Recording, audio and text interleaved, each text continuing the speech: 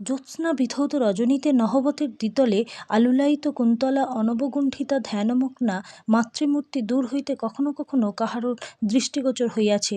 একদিন সকালের দিকে কি গো তোমাদের কি হচ্ছে বলিয়া নহবতের ঘরে প্রবেশ করিয়া ঠাকুর শ্রী শ্রী রামকৃষ্ণ দেখিলেন তাহার একখানি ফটো রহিয়াছে এবং পূজার জোগাড় হইতেছে। সহসা তিনি ভাবস্থ হইয়া পড়িলেন এবং দু একটি ফুল সেই ফটোর উপর দিয়া বলিতে লাগিলেন, কালে এই ছবি ঘরে ঘরে পূজা হবে।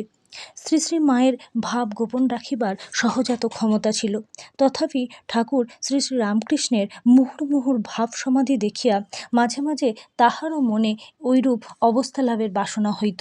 একদিন সঙ্গিনীর মুখে ঠাকুর শ্রী শ্রী রামকৃষ্ণকে ওই কথা জানাইলে তিনি গম্ভীর হইয়া যান। সঙ্গিনী আর কিছু না বলিয়া ঘরে ফিরিয়া আসিয়া দেখেন শ্রী শ্রী মা ভাবে হাসিতেছেন, কাঁদিতেছেন। সঙ্গিনী বলিলেন, তবে মা, তোমার নাকি ভাব হয় না? শ্রী শ্রী মায়ের ভাবের এরূপ বহির্প্রকাশ কদাচিৎ কাহারও চোখে পড়িত। অন্য সকল ভাবকে অতিক্রম করিয়া মাতৃভাবটিই তাহার জীবনের সকল কাজে ও কথায় ফুটিয়া উঠিয়াছে। সেই ভাবে আরূঢ়া হইয়াই কখনো কখনো তিনি ঠাকুর শ্রী রামকৃষ্ণের ইচ্ছা বা আদেশ অনুযায়ী কাজ না করিয়া নিজের ভাবানুরূপ কাজই করিয়াছেন। ঠাকুর শ্রী শ্রী রামকৃষ্ণের খাওয়ার ব্যাপারে লইয়া এরূপ প্রায়ই ঘটিত। দু একটি ভক্ত মেয়ে জ্বালা জুড়াইতে শ্রী শ্রী মায়ের কাছেই আসিত। ঠাকুর শ্রী শ্রী রামকৃষ্ণের নিষেধ সত্ত্বেও মা তাহাদের ফিরাইতে পারিতেন না। সস্নেহে কথা বলিতেন। বাবুরামকে দু একখানা রুটি বেশি খাইতে দেওয়ায় ঠাকুর শ্রী শ্রী রামকৃষ্ণ তাহাকে বলেন, ওরা ধ্যান ধারণা তপস্যা করতে এসেছে, ওদের অত খেতে দিও না। শ্রী শ্রী মা মাতৃগর্বে বলিয়া ওঠেন, ছেলেদের আমি খেতে দিয়েছি, তা নিয়ে তুমি কথা বলো না। শ্রী শ্রী মায়ের ভাব বুঝিয়া ঠাকুর শ্রী শ্রী রামকৃষ্ণ এ বিষয়ে আর কিছু বলিতেন না। মায়ের আধ্যাত্মিক শক্তি সম্বন্ধেও তিনি যথেষ্ট সচেতন ছিলেন। কখনো শিষ্যার মতো তাহাকে উপদেশ দিয়াছেন, কখনো তাহার নিজেরই শক্তি, তাহারই উত্তরসাধিকা জ্ঞান করিয়া তাহাকে সম্মান করিয়াছেন। আবার কখনো মনে করিতেছেন যে মহাশক্তির লীলাতরঙ্গে তাহার জন্ম, জীবন ও সাধনা ভাসিয়া চলিয়াছে। শ্রী শ্রী মা সেই লীলাময়ীরই জীবন্ত জাগ্রত প্রতিমা। দীক্ষা ব্যাপারে কোনো কোনো ভক্তকে ঠাকুর শ্রী শ্রী রামকৃষ্ণ শ্রী শ্রী মায়ের কাছে পাঠাইয়া দিতেন। সারদা প্রসন্নকে ওইরূপে পাঠাইবার কালে মায়ের দ্বিধা ও সংকোচ দূর করিবার জন্য তিনি একটি শ্লোক বলিয়া পাঠান, যাহার অর্থ, কৃষ্ণের অপেক্ষা রাধার শক্তি অনন্ত গুণ অধিক, রাধার শক্তিতেই কৃষ্ণ শক্তিমান। আবার শ্রী শ্রী মা ঠাকুর শ্রী শ্রী রামকৃষ্ণকে কিভাবে দেখিতেন, কতখানি ভালোবাসিতেন ও ভক্তি করিতেন, তাহা সাধারণ মানব মনের কল্পনার বাইরে। কখনো গুরু, ইষ্ট বা পতিরূপে, কখনো সন্তানভাবে, আবার কখনো দেখিতেন শ্রী শ্রী রামকৃষ্ণ মা ভবতারিণীরই সচল বিগ্রহ। নিজের সম্বন্ধে বলিতেন, আমি আর কি, উনি চরণে স্থান দিয়াছিলেন, তাই আমি ওর দাসীর দাসী।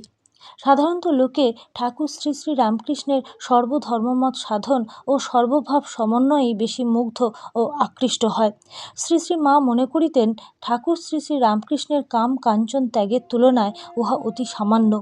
ত্যাগী শ্রেষ্ঠ স্বামীর সহধর্মিণী হইবার জন্য তাহাকেও কম ত্যাগ স্বীকার করতে হয়নি। সে কাহিনী তাহার জীবনের প্রতি পৃষ্ঠায় অঙ্কিত হইয়া আছে। লক্ষ্মীনারায়ণ মারোয়ারি ঠাকুর শ্রী রামকৃষ্ণের কথাবার্তায় ও চরিত্রে মুগ্ধ হইয়া একবার তাঁহার সেবার জন্য 10,000 টাকা দিতে চান। তিনি ওই অর্থ প্রত্যাখ্যান করিলে মারোয়ারি উহা শ্রী শ্রী মায়ের নামে লিখিয়া দেবার প্রস্তাব করেন। ঠাকুর শ্রী শ্রী রামকৃষ্ণ শ্রী শ্রী মাকে ডাকাইয়া ওই প্রস্তাবটি বলিয়া তাহার মতামত জানিতে চাইলে শ্রী শ্রী মা বলিলেন, তা কেমন করে হবে? আমি নিলে ওই টাকা তোমারই নেওয়া হবে। আমার কাছে থাকলে তোমার সেবায় বায়না করে থাকতে পারবো? এ টাকা কিছুতেই নেওয়া হবে না। তাহার কথা শুনিয়া ঠাকুর শ্রী শ্রী রামকৃষ্ণ নিশ্চিন্ত হইলেন। দক্ষিণেশ্বরের ঘরটিতে ভক্তের মেলা বাড়িয়া চলিয়াছে। অবিরাম ঈশ্বর প্রসঙ্গ, অকাতরে জ্ঞান ভক্তি প্রেম বিতরণ চারিদিকে হইতে যথার্থ শান্তিকামী নরনারীকে আকর্ষণ করিয়া আনিতেছে। ঠাকুর শ্রী শ্রী রামকৃষ্ণ সর্বদা ভাবে মাতোয়ারা, দিন নাই রাত নাই ভক্ত পিপাসুর পিপাসা মিটাইতেছেন। তাহাকেই যাহারা জীবনের আদর্শ ও আশ্রয় বলিয়া চিনিয়াছে, সাধন ভজনের ভিতর দিয়া তিনি তাহাদের জীবন গঠনে সহায়তা করিতেছেন। কারণ তাহার উদার ধর্মমতের ও ত্যাগের আদর্শের যোগ্য উত্তরাধিকারী। তাহাদের ভিতর দিয়াই এই নতুন ভাব জগতে প্রচারিত ও প্রতিষ্ঠিত হইবে। ঠাকুর শ্রী শ্রী রামকৃষ্ণ তাহাদের আধ্যাত্মিক উন্নতিকল্পের নিঃশেষে নিজের দেহ প্রাণ অর্পণ করিলেন। 1885 খ্রিস্টাব্দের মাঝামাঝি সহসা ঠান্ডা লাগিয়া ঠাকুর শ্রী শ্রী রামকৃষ্ণের গলা ফুলিয়া ব্যথা হয়। পানিহাটিতে কীর্তনানন্দের পর উহা বাড়িয়া যায়। অতিরিক্ত পরিশ্রম ও আহারাদির অনিয়মে উহা ক্রমেই বাড়িতে থাকে। কিছুদিন পরে গলক্ষত দেখা দেয়, গলা দিয়ে রক্ত পড়ে। বেশি কথা বললি রোগ বাড়ে, তবু কথা বলিবার বিরাম নাই। কাহাকেও সাধনার নির্দেশ দিতেছেন, কাহাকেও জ্ঞান ভক্তির উপদেশ দিচ্ছেন। অহরাত্র এক দিব্য ভাবের স্রোতে কাটিয়া চলিয়াছে। ভক্ত ও শিষ্যেরা চিকিৎসার জন্য তাহাকে কলকাতার শ্যামপুকুরে একটি ভাড়াটিয়া বাটিতে লইয়া আসিলেন। পথ্যাদি প্রস্তুত করিবার জন্য শ্রী শ্রী মাকেও শীঘ্রই এখানে আনা হইল, কিন্তু তাহার থাকিবার একান্ত স্থানাভাব, অন্দরমহল বলিয়া কিছু নাই। লজ্জাশীলা শ্রী শ্রী মা রাত্রি এক প্রহর থাকিতে উঠিতেন, সবার অজ্ঞাতসারে স্নানাদি সারিয়া ছাদের চাতালে চলিয়া যাইতেন। সেইখানেই সারাদিন কাজকর্ম ও দ্বিপ্রহরের বিশ্রাম। পথ্যাদি প্রস্তুত করিয়া শ্রী শ্রী রামকৃষ্ণকে খাওয়াইয়া যাওয়া তাহার কাজ ছিল। রাত্রে সেবকেরা বিশ্রাম করিতে গেলে তিনি শয্যা গ্রহণ করিতেন। নিদ্রা বিশেষ হইত না। অহরহ চিন্তা কিভাবে ঠাকুর শ্রী শ্রী রামকৃষ্ণ রোগমুক্ত হইয়া পূর্ববৎ আনন্দে বিরাজ করিবেন। 2.5 মাস এইভাবে কাটিয়া গেল, কিন্তু রোগের উপশম হইবার কোনো লক্ষণ দেখা গেল না। অবশেষে শীতের প্রারম্ভে কলকাতার উপকণ্ঠে কাশীপুর উদ্যানবাটিতে ঠাকুর শ্রী শ্রী রামকৃষ্ণকে স্থানান্তরিত করা হইল। শ্রী শ্রী মাও আসিয়া পূর্ববৎ সেবায় আত্মনিয়োগ করিলেন। যে সকল ত্যাগী যুবক ভক্ত শ্যামপুকুরে নিজ নিজ বাটি হইতে আসিয়া পালা করিয়া তাহার সেবা শুশ্রূষা করিত, তাহাদের অনেকে সংসার মায়া বিসর্জন দিয়া পরমারাধ্য গুরুদেবের সেবায় সমবেত হইল। এইখানেই ঠাকুর শ্রী শ্রী রামকৃষ্ণ সংঘরও বিরাট মহীরুহের বীজ বপন হয়। ত্যাগী সন্তানেরা শ্রী শ্রী মাকে তাহাদের জননীরূপে দেখিতে শিখিল এবং মা বলিয়া ডাকিতে লাগিল। এখানেও লোক সমাগমের বিরাম নাই, আর অমৃতময়ী কথারও অন্ত নেই।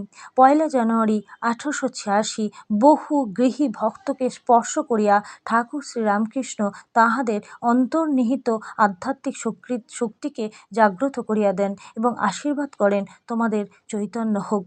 অনেকের ওই দিন নানাবিধ দিব্য দর্শনের সৌভাগ্য হয়। তারপর হইতে কিন্তু ঠাকুর শ্রী রামকৃষ্ণের ব্যাধি বাড়িয়া চলিল। চিকিৎসায় আর কিছু হয় না দেখিয়া শ্রী শ্রী মা তারকেশ্বরে গেলেন। সেখানে 3 দিন হত্যা দিয়া থাকিবার পর আবিষ্ট অবস্থায় এক শব্দ শুনিয়া চমকিত হইলেন। তাহার মনে হইল কে যেন লাঠি দিয়া কুমারের দোকানে সাজানো হাঁড়ি কলসি ভাঙিতেছে। বুঝিলেন মৃত্তিকার দেহ চিরদিন থাকিবে না। এক অপূর্ব অনুভূতি লইয়া তিনি ফিরিয়া আসিলেন। কে কার স্বামী, কে কার স্ত্রী। শ্রী শ্রী মা ফিরিয়া আসিলে ঠাকুর শ্রী শ্রী রামকৃষ্ণ হাসিয়া জিজ্ঞাসা করিলেন, কি গো, কিছু হলো? এবং নিজেই আঙুল নাড়িয়া উহার উত্তর দিলেন, কিছুই না। ইহারই পর একদিন এক বাটি ভর্তি দুধ লইয়া যাইবার সময় শ্রী শ্রী মা মাথা ঘুরিয়া পড়িয়া যান এবং গোড়ালিতে আঘাত লাগায় কয়েকদিন শয্যাগত থাকেন। ওই সময় ঠাকুর শ্রী শ্রী রামকৃষ্ণকে অপরের হাতে খাইতে হইল। শেষে যার তার হাতে খাবো। ঠাকুর শ্রী শ্রী রামকৃষ্ণের এই কথা মনে পড়ায় এবং নানা দুর্লক্ষণ দেখিয়া শ্রী শ্রী মা বুঝিলেন শেষের আর বেশি দেরি নাই। পাছে তাহার লীলা সংবরণের পর শ্রী শ্রী মায়েরও ঐরূপ অভিলাষ হয়। তাই ঠাকুর শ্রী শ্রী রামকৃষ্ণ তাহাকে পূর্বেই একদিন বলিয়াছিলেন, আমার শরীরটা চলে গেলে তুমিও যেন শরীর ছেড়ে চলে যেও না। শুধু কি আমারই দায়, তোমারও দায়। ঈশ্বরকে ভুলে অন্যায় কাজ করে লোকগুলো সব বোকার মতো কিলবিল করছে, কত দুঃখ ভোগ করছে।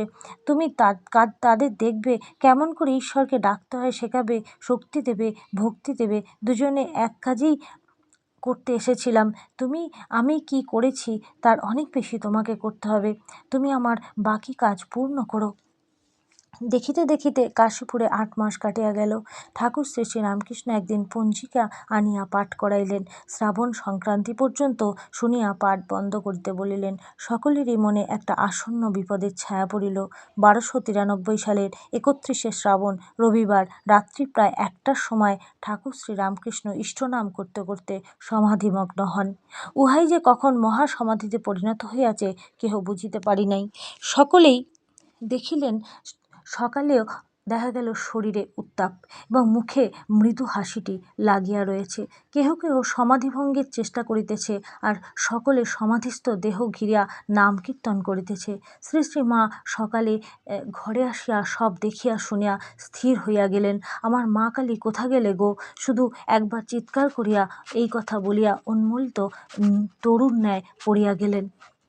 শ্রী শ্রী রামকৃষ্ণের নশ্বর দেহ যথারীতি সৎকারের পর প্রচলিত প্রথা অনুযায়ী শ্রী শ্রী মা হাতের অন্যান্য অলঙ্কার খুলিয়া শেষে যখন বালা খুলিতেছেন, তখন শ্রীরামকৃষ্ণ তাহার সম্মুখে আবির্ভূত হইয়া হাত দুটি ধরিয়া তাহাকে বালা খুলিতে নিষেধ করেন এবং বলেন, আমি কি কোথাও গেছি গো? এই যেমন এ ঘর আর ও ঘর। অতঃপর মা চিরসীমন্তিনী হইয়া রইলেন, শুধু শাড়ির চওড়া পাড় ছিঁড়িয়া শুরু করিয়া লইলেন।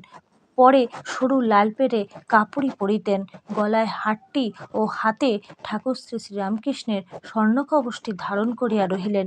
অবোধ সন্তানের কল্যাণার্থে মাতৃমূর্তি যে নিরাভরণা রাখতে নেই।